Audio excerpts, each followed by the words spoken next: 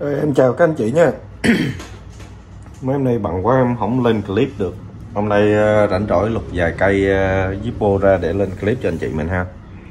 Rồi hôm nay thì hàng mua thuốc cũng có, hàng sưu tầm cũng có ha. Cũng như mọi khi nha, thì em xin ít phút để lưu ý cho những anh chị mới.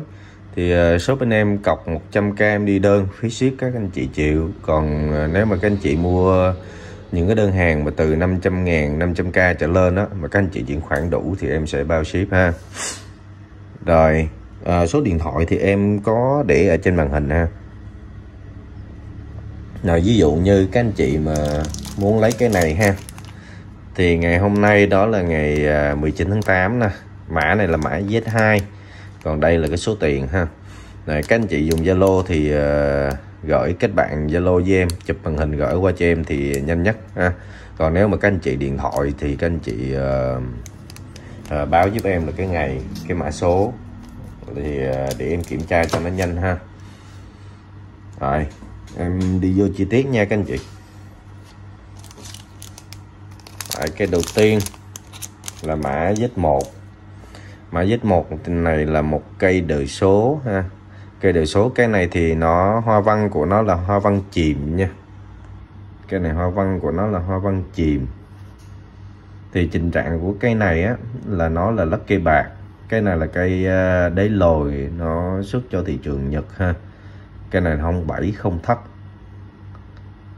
Cái này thì nó lắc cây bạc, cái lớp lắc cây bạc thì nó phôi phai ha. Thì các anh chị sử dụng thời gian thì nó bay cái lớp lắc cây bạc, các anh chị có thể dùng auto show các anh chị tẩy thì nó sẽ ra cái lớp chrome ha. Tình trạng của cây này thì còn cứng cáp. Hoa văn này hoa văn hai mặt luôn ha. Hoa văn chìm hai mặt ha. Rồi mặt trước thì nó có cái tên của chủ cũ, người ta khắc cái dấu nó khá là mờ.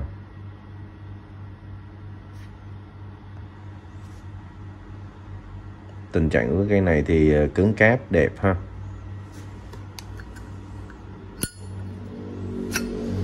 Cái này sử dụng ruột 07 luôn nha, ruột trùng nha các anh chị. Cái này sử dụng cũng khá lớn, nhưng mà chắc do người ta cầm nhiều hay như thế nào đó mà cái vỏ ngòi của nó thì nó phôi phai. Chứ còn ruột thì nó rất là mới ha. Ruột còn rất là mới.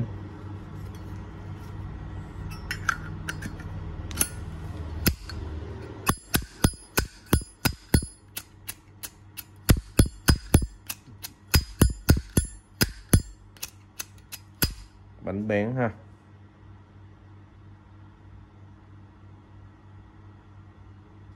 Rồi, cây này mã Z1 này giá 400k nha. Mã Z1 400k. Rồi cây thứ hai.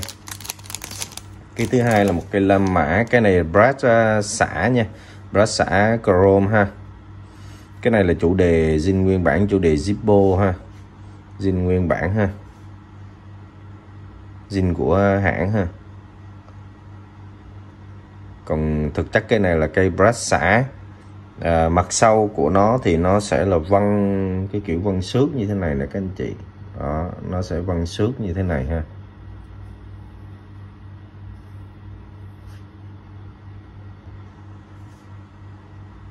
Rồi tình trạng của cây này thì em báo như thế này. Cây này là cây brush xả. Thứ hai nữa đó là cái lề dưới đã bảo hành nha các anh chị nha. Cái lề dưới đã bảo hành ha.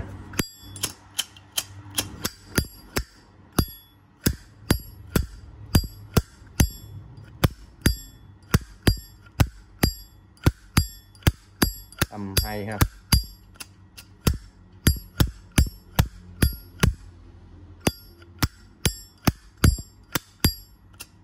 Bánh bén, âm hay, bánh bén ha.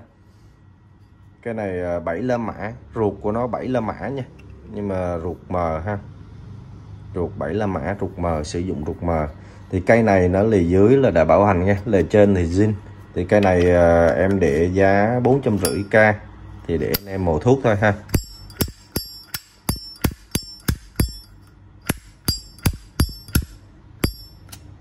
Âm hay, bánh còn rất là bén nha. Cái này nó khắc chìm nha các anh chị. Cái này nó khắc chìm nha. Màu thuốc bao thơm. Thì hàng như thế nào thì em sẽ kiểm tra và báo hàng nó như vậy nha, để cho các anh chị sẽ dễ sử dụng. Đấy, tiếp theo mã Z3. Mã Z3 là một cây đời số năm 2011. Cây này của nó là đồng zin ha. Cây này đồng zin. Cây này á, thì nó là đắp nổi nha, chủ đề Zippo, đắp nổi nha các anh chị. Chủ đề Zippo, đắp nổi, đồng zin. Có dăm nha các anh chị nha, dăm nhỏ nha. Đây, dăm trên nắp, dăm nhỏ nè. Cái này em để 500.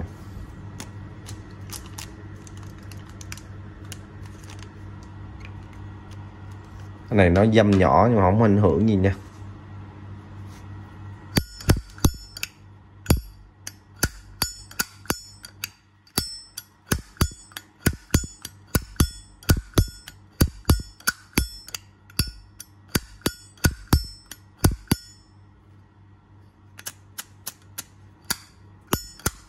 Âm hay, bánh bén ha. Ruột thì 11 luôn nha. Ruột trùng nha, vỏ ruột trùng nha, ruột cũng còn rất đẹp.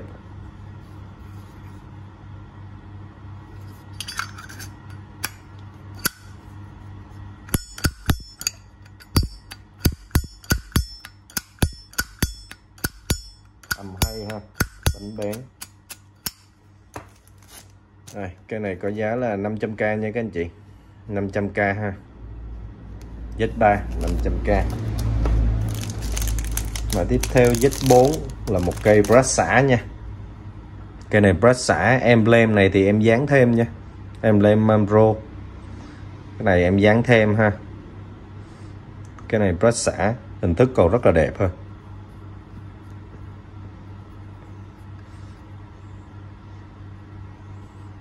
Này emblem em design thêm nha.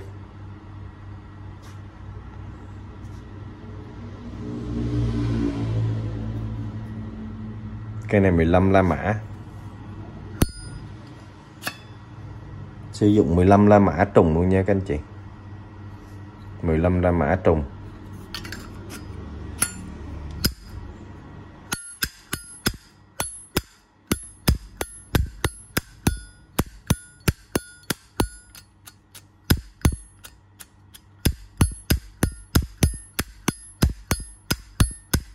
Âm hay, bánh bén ha.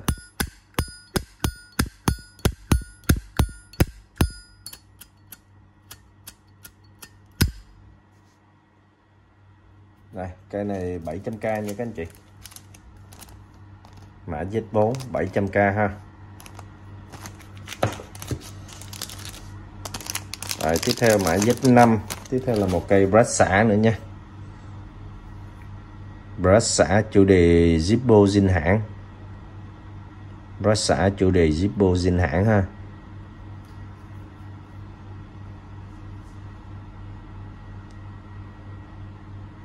Cây này 13 la mã ha.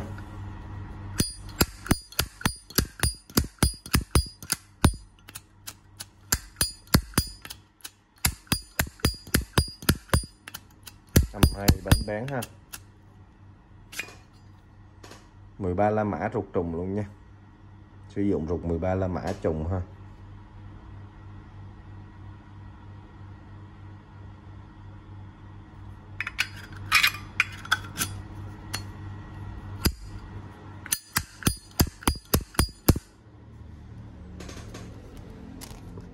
Cái này giá 750k ha. 750k. Tiếp theo mã Z6. Z6 là một cây la mã chủ đề Zippo. Cây này thì nó khắc ăn mòn ha. Cái này nó khắc ăn mòn ha, độ sơn ha. Thì cây này cái lớp chrome của nó có phôi phai nha các anh chị nha. Cái lớp chrome của nó có phôi phai ha.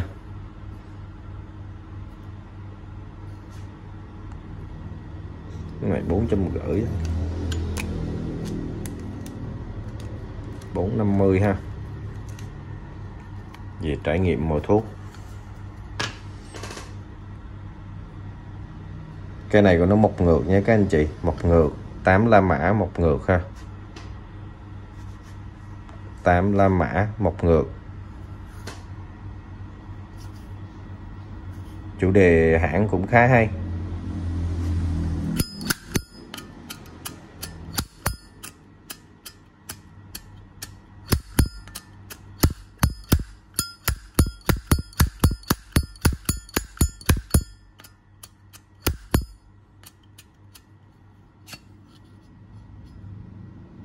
Ruột của nó thì sử dụng 9 la mã nha, lệch 1 năm cho phép anh chị ha. Lệch 1 năm cho phép ha. Vỏ 8, ruột 9 ha. Này là cái thời gian lệch 1 năm này là hãng cho phép nha các anh chị. Như nhiều clip em có nói rồi. Thì vỏ thì nó sẽ sản xuất tại một nhà máy và ruột nó sản xuất tại một nhà máy, lời nó ráp ở một nơi. Thì cái việc mà vỏ và ruột nó lệch nhau thì cái đó là chuyện bình thường nha, theo công bố của hãng ha. Rồi cái này màu thuốc giá 450k các anh chị ha, 450k cho một cây La Mã. Tiếp theo mã Z7. Z7 là một cây 2000, một kép, 16 La Mã, một kép ha, 16 La Mã. Cây này thì chủ đề Zippo ha. Cây này khắc ăn mòn ha các anh chị. Chủ đề Zippo khắc ăn mòn ha.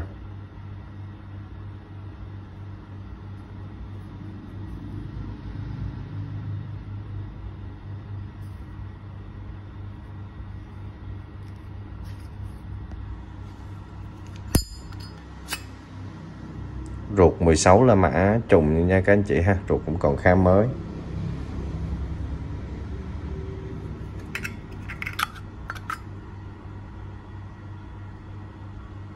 Cái này trùng tháng trùng năm luôn vậy. Đúng rồi các anh chị, trùng tháng trùng năm luôn, Y16 Y16 ha.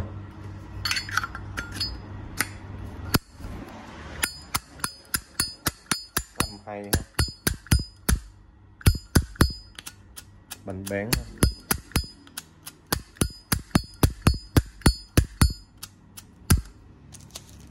Đây, mã Z7 có giá 600 nha, quá rẻ.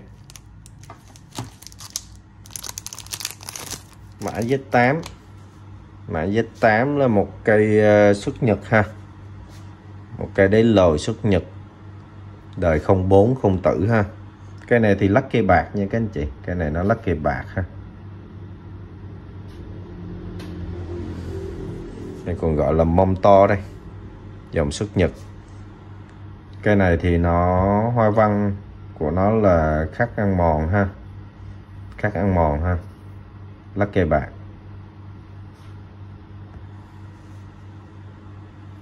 Số limited của nó là 3262. Đây phiên bản giới hạn ha. Số limited 3262.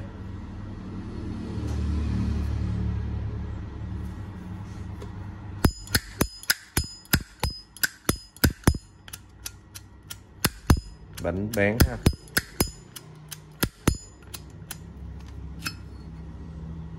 Không bốn cái này cũng ruột trùng năm trùng tháng luôn nha. Nó trùng năm trùng tháng luôn nha các anh chị. K04 ha.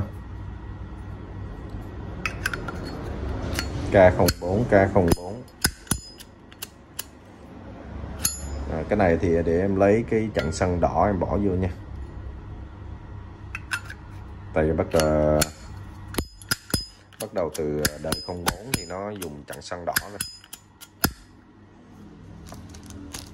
Đây, mã Z8 có giá 600 nha. Cây này còn rất là đẹp, liền lạc ha, cứng cáp.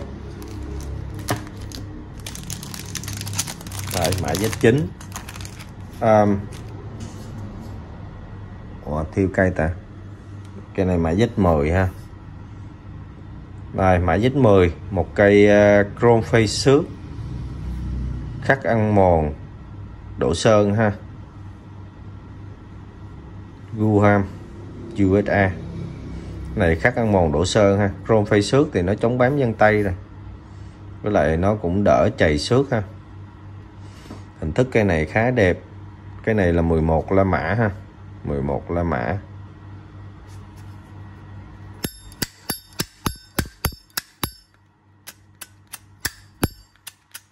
Bánh bán ha.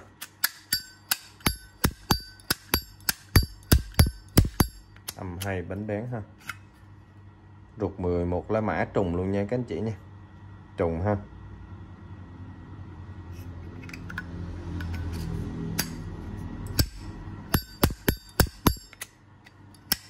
Rồi, mã Z10 này có giá là 750k ha, 750k. 750k. Tiếp theo là mã Z11. Z11 thì cây này là 8 La Mã ha. 7 La Mã. Cái này 7 La Mã nha. 7 La Mã. Cái này new nha các anh chị. Cái này là HP Chrome. Cái này chưa lên lửa nha. HP Chrome từ đây thì nó khắc ăn mòn, đổ sơn ha. Chủ đề nước Úc, Australia. Chủ đề zin hãng ha. Cái này chưa lên lửa nha. Đây, khói bụi bảo quản còn ha. Cái này hiện tại nó đang bị kẹt đá ha. New thì khi mà bảo quản một thời gian á thì đá này nó bị kẹt, thì các anh chị nào chốt thì em sẽ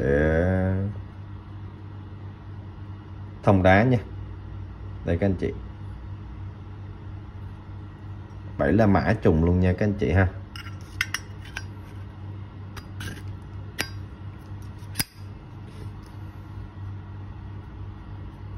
Cái này chưa lên lửa nha. Em chưa lau chùi luôn.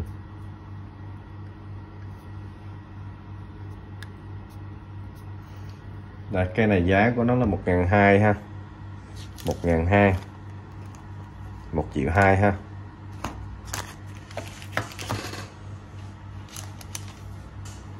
Để lấy nước cây cho cái đường hai cây.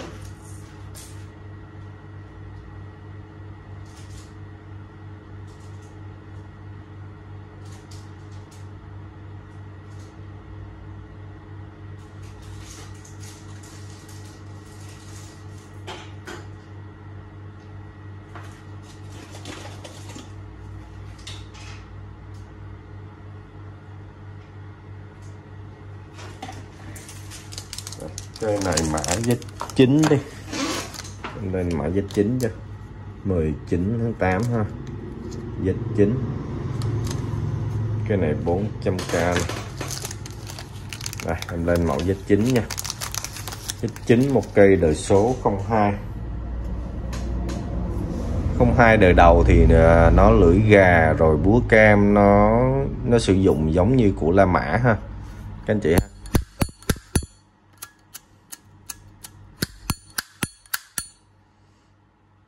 Không hai ruột 02 trùng luôn nha các anh chị nha. Ruột 02 trùng ha.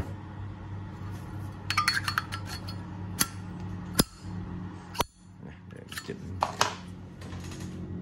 cho cái nắp nó khít một xíu.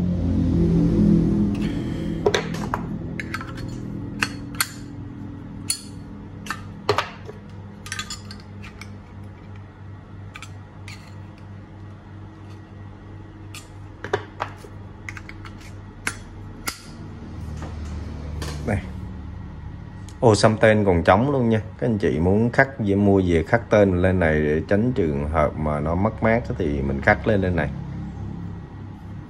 Chrome face xước hai mặt ha. 02 đời đầu.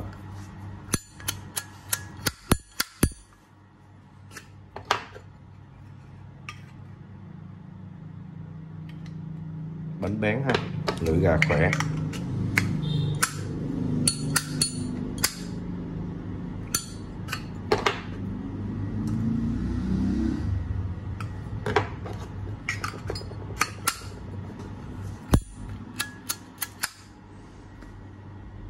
Đây, cái này có giá 400 nha, Z9 400 nha các anh chị. Z9 400 ha. Rồi, cây cuối cùng ngày hôm nay thì cây này nó thuộc dạng sưu tầm ha. Thì là một cây bạc khối. Đây, cây này mọc ngược luôn nha các anh chị. Cây này sản xuất năm 1996. Cây này mọc ngược ha. Đây, Sterling ha. Mời các anh chị xem rõ giúp em ha.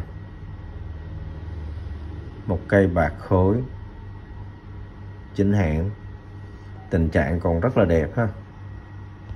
Là tình trạng còn rất là đẹp ha. Emblem này thì em design thêm nha. Mà emblem này thì con chim này cũng là bạc khối 925 nha các anh chị nha. Con chim này cũng là bạc khối 925 nha. Đây, tình trạng của nó để các anh chị xem ha.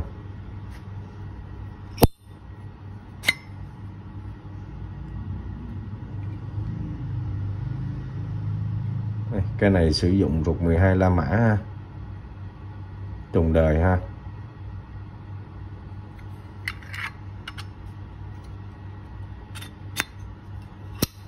Một cây bạc khối rất là đẹp nha, giá trị sưu tầm. Tránh gió.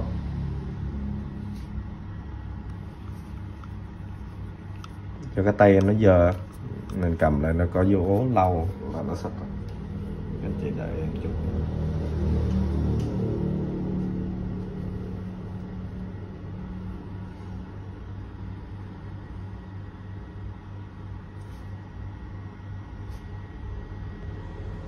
Đấy, cây bạc khối này có giá là 2,9 triệu nha các anh chị.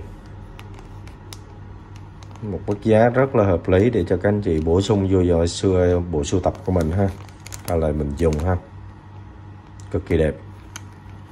Đây, các anh chị thích cái nào thì liên hệ với em qua số điện thoại em có để trên màn hình đây, qua Zalo hoặc là điện thoại trực tiếp ha. Rồi, em cảm ơn các anh chị đã xem video clip ha. Chúc anh chị một cuối tuần thật là vui vẻ ha, và nhiều niềm vui ha. Rồi, xin hẹn gặp lại các anh chị ở các clip khác ha. Rồi, em cảm ơn cả nhà.